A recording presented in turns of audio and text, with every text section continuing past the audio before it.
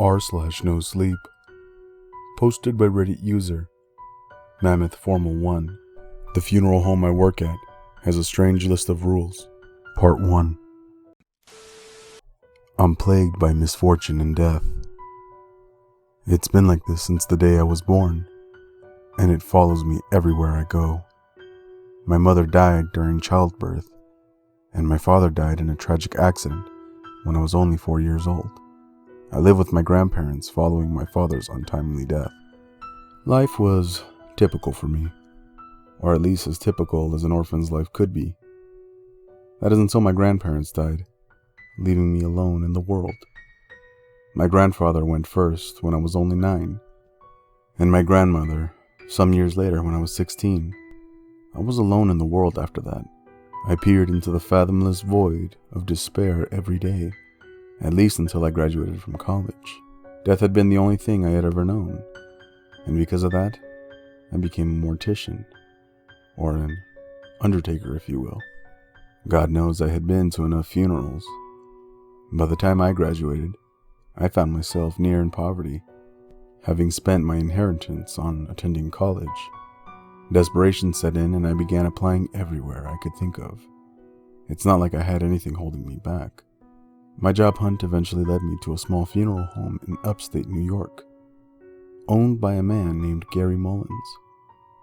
Gary was an interesting character. He appears as though he's a century old, and his mental health is self-admittedly declining. He is a quiet man, but nothing livens him up more than the talk of the dead. Much like myself, Gary grew up alone and has no family. He inherited the funeral home, and after his father died when he was only 13, his uncle curated it until he came of age, and then his uncle tragically passed. Mullins' funeral home was an even more interesting place. The business itself operates out of a house that is 184 years old. It's a large purple house with a wrought iron fence around it. The local kids joke and say that ghosts still haunts its halls. I have to give it to them. I used to think the same thing. Alas, no ghosts or ghouls prowl its decrepit old halls. No, what lurks here is much more corporeal. I will never forget my first day of work at Mullins' funeral home. I vividly remember Gary opening the front door to me and showing me with delight all the pictures of his family members who adorned the walls. The strange thing about this was that these were all post-mortem pictures, taken at funerals and viewings. He spoke as if reminiscing on fond memories, but these would have been tragic moments for anyone else. I quickly realized Gary was a little strange. He made me an offer that I could not refuse, however. He would pay me a yearly salary and allow me to live upstairs in the home, so long as I learned from him and eventually took over the business. I couldn't decline. I remember thinking to myself, this couldn't have gone any better. Naturally, I graciously accepted the old man's offer. This was just a great opportunity. I could easily have a career if I just stuck with it. Good, he replied to my acceptance of the position, before adding, the house always needs an undertaker. That statement baffled me, but I chalked it up as to some old tradition that I wasn't yet aware of. Gary told me I would start the following day, and told me to go upstairs and get settled in. That wasn't hard. I only had a few possessions that I kept in my college dorm room. They were all piled in the back of my car. All I had to do was bring them upstairs. Bringing things inside was a more laborious task than expected. The house had a narrow, twisting spiral staircase, leading only upstairs. Negotiating these staircases did not prove to be straightforward tasks. I finally got all of my things up to the stairs and chose a room to settle into. My room had high ceilings and beautiful hardwood floors. The furniture in there had to be original. It was as if I stepped into the Victorian time capsule. The room had a unique aroma to it, the scent that you would smell in an antique shop, mixed with various herbs. I thought nothing of the smell, however. This was the nicest room I ever had. It being inside a funeral home didn't bother me much. I don't remember falling asleep, but I remember awakening to a knock on the door. It confused me, considering the sun hadn't even risen yet. Who could that be? I thought to myself. Jason, it's time to go to work, I heard Gary say through the heavy wooden door. I quickly remembered that I live at work now. Yes, sir. I'll be right there, I yelled back, looking down at my phone to check the time. It was 4 a.m. I stumbled out of bed and quickly threw on some clothes, then made my way to the door. Good morning, son, Gary exclaimed, looking chipper as ever. Good morning, sir, I replied. I didn't realize that we started this early. I'll make sure to be up next time. Oh, it's of no concern. Today is a special day. That's why we're up so early, Gary replied, motioning for me to follow him downstairs.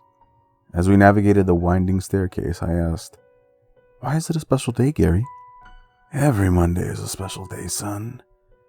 I get to meet so many fresh faces, he replied. Fresh faces? I asked. Yes, that's when the city morgue brings bodies over. Been that way for 46 years, he replied.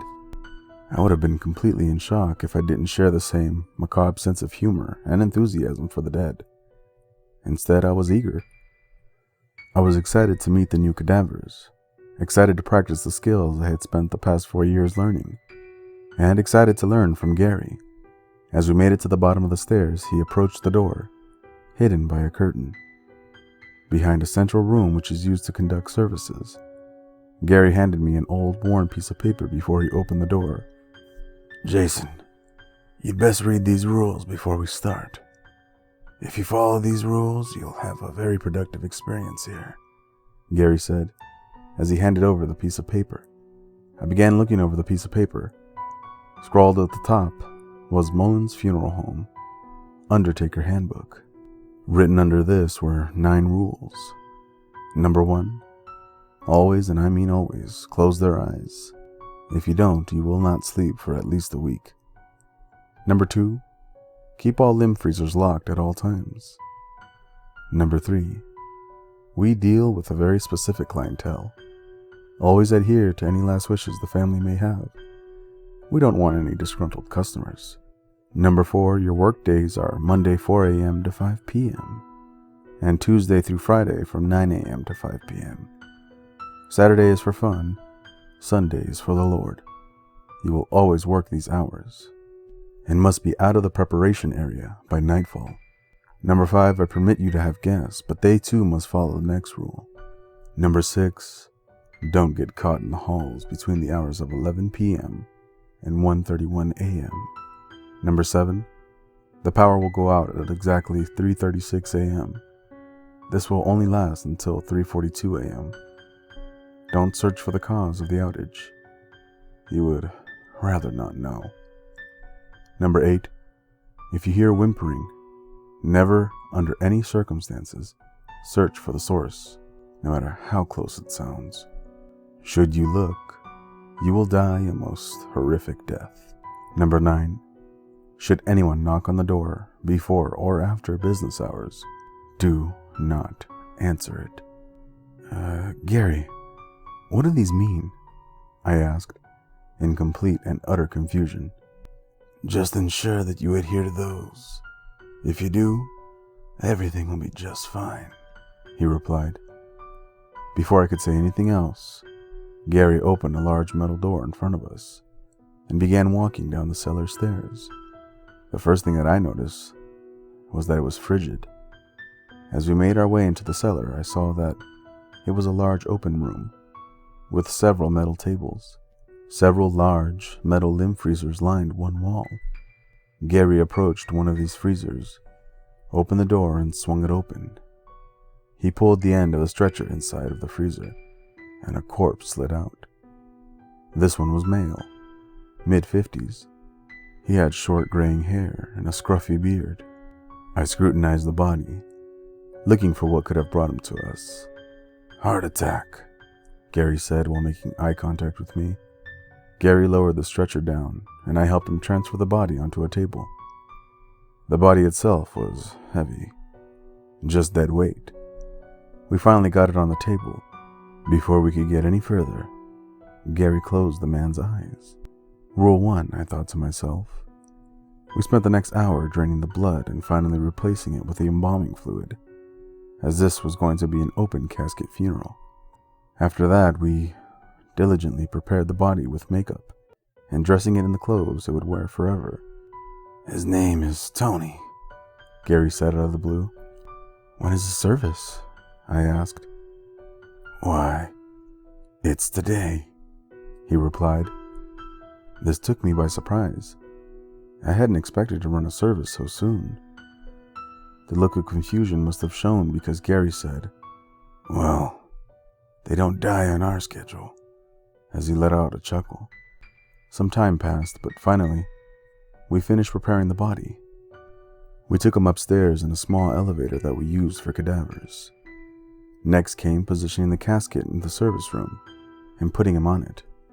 Once we finished with this task, we had to prepare his home with the artifacts the family had left to be displayed during the service. I made a disturbing discovery when I was hanging photos of our client and his family. The photos they had provided us were all of Tony committing gruesome crimes, including mutilating various women. It repulsed me. What kind of monster was this man? Gary, I yelled, looking around for my boss frantically. What's the matter, son? He said with concern in his eyes as he cleared the corner, hurrying towards me. These are what's the matter. What kind of sick joke is this? I demanded to know.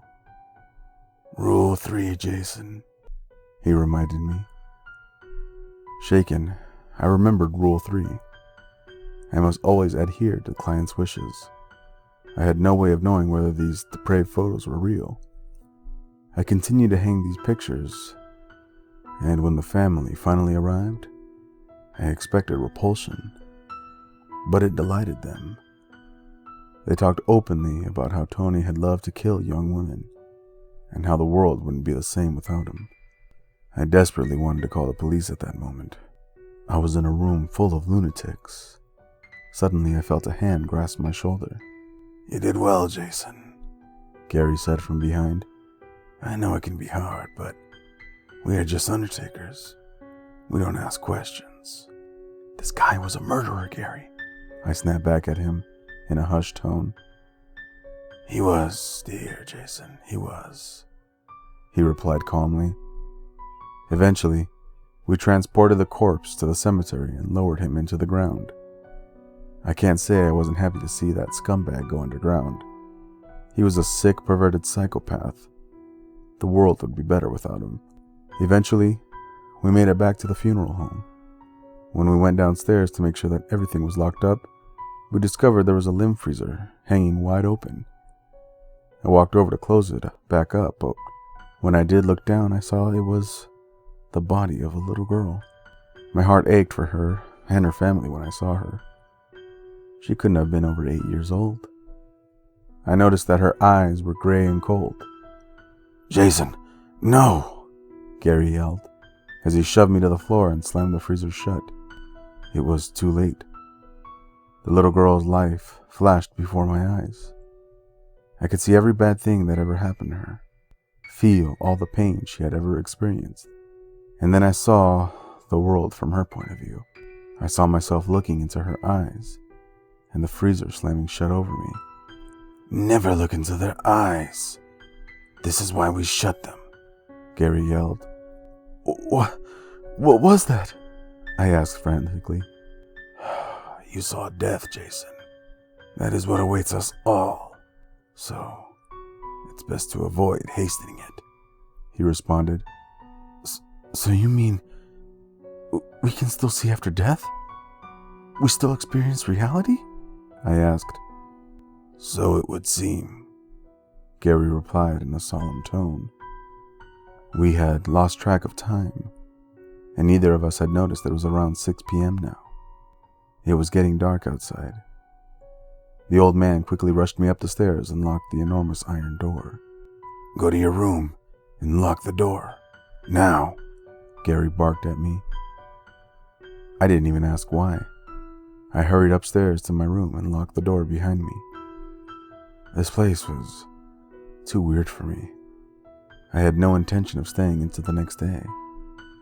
I would leave before my shift began. This was madness. I spent the night tossing and turning, unable to sleep. Instead, I kept reliving that little girl's death and subsequent afterlife. I decided that a walk would be best. I ventured from my room, down the hall and towards the stairs. I made my way into the spiral staircase, and then I heard it. Heavy-sounding footsteps were moving towards me. I looked down at my phone and saw that it was 12:56 a.m. Shit! Rule 6, I thought to myself. My heart was pounding in my chest as I turned to run back to my room. Something was following me, chasing me back to my room. By the time I slammed the door shut behind me, the thunderous footsteps had been right on my tail. The mysterious prowler of the hall continued to pace outside my door as I cowered in the corner for hours. I stayed lodged in the corner of my room long after the footsteps faded away back down the stairs. Eventually, so many hours had passed that the light went out. I remembered this time. Rule 7. Stay put. Got it, I thought to myself. I continued to cower in the corner of my room. Come hell or high water, I would not leave the corner. Or so I thought. Not 2 minutes after the lights went out, I heard quiet sobbing from the other side of the bed. There was someone or something in the room with me. I slowly crawled from my corner and navigated around the edge of the bed. Craning my head around the corner of the bed, I strained my eyes to see the outline of a little girl. She was wearing an old-looking dress, tattered and dirtied. She buried her face into her hands as she wept profusely. Before I could turn to avert my gaze, she lifted her head to look directly at me. Her eye sockets were bloody caverns where eyes had once been, but she still stared directly through me. Her mouth opened wide, revealing only bloody, mangled gums as she let out a haunting shriek. Suddenly, the battered little girl crawled towards me as she continued to scream. When she was around arm's length from me, a human hand covered in blood shot from her mouth and fixed itself on my throat. I tried to peel the hand away, but the grip was vice-like. I could feel the air being squeezed from my lungs as I stared into her hollow face. Remembering Rule 8, I realized that I was going to die. She continued to scream as I gasped for air. The world was going black around me, when a flash of light assaulted my eyes. Within an instant, I drew air into my lungs, and she had vanished. The lights came back on. Thankfully, I survived the horrific encounter, and I immediately began packing my things. I would not spend another hour longer in this house. I marched my things downstairs and towards the front door, but before I could open the door, a voice called out to me. "Leaving so soon?" Gary's voice called out from behind me. "Yeah, I'm leaving, you fucking madman. What the hell is this place?" I asked in a harsh tone. "Jason, just calm down for one moment. Hear me out. That's all I ask," Gary pleaded. "Hear you out? I was just attacked by a child from hell," I responded. "You looked, and you're still alive? Interesting," Gary said, his eyebrows raised as he spoke. "What do you mean, I looked?" I asked, now livid. "Mary Baker. She got out of the limb freezer around 38 years ago. That's why we keep them locked," he replied, as if I should have known that. "Ah, yes, the corpse. Just woke up and got out. That makes perfect sense," I barked sarcastically. "There's no need to be harsh, Jason. Obviously, she is a handful. It's not like I can just catch her. Avoiding her is just easier," he replied before adding, "Jason, this place is special. It's been in my family for generations. My grandmother built it when her husband died." "So what? So far, we've held a service for a serial murderer. I've been chased down the hall by something and attacked by an evil corpse," I screamed at him. "Well, my grandmother couldn't let go of her husband, and when he died, she took up witchcraft. Locals said that she made a deal with the devil to keep him around. Forever. I guess you could say some of that magic rubbed off on the house. Wait, so the man who chased me up the stairs was also a ghost? I asked, still angry but exhausted now. No, boy. We don't deal in ghosts. We deal in cadavers. Uncle Bartholomew is a very much physical being, and a real doozy at that. He was grandmother's least favorite, he calmly replied, before adding, and that is why it's imperative you follow the rules I gave you. Just then, a knock on the front door interrupted our conversation. Gary and I looked at each other in unison and we said, Rule 9. We stood there frozen for a minute, just looking at each other. Gary, who is that? I asked in a quiet, exasperated whisper. Sometimes the devil likes to come check in on the place. He was very fond of this house when my grandmother was alive, Gary replied in a hushed tone, before adding, Please think about what I said. I would love for you to stay. I believed the strange old man. I knew without a doubt that Satan was standing at the front porch. I promptly went back upstairs and waited until daybreak, still unable to sleep. I stuck around until business hours so I could talk to Gary. Gary, if I follow the rules to the letter, will I stay alive? I asked plainly. I am 166 years old and still kicking, he replied. Come again? I asked. Son, I was born on June 14th, 1853, he said.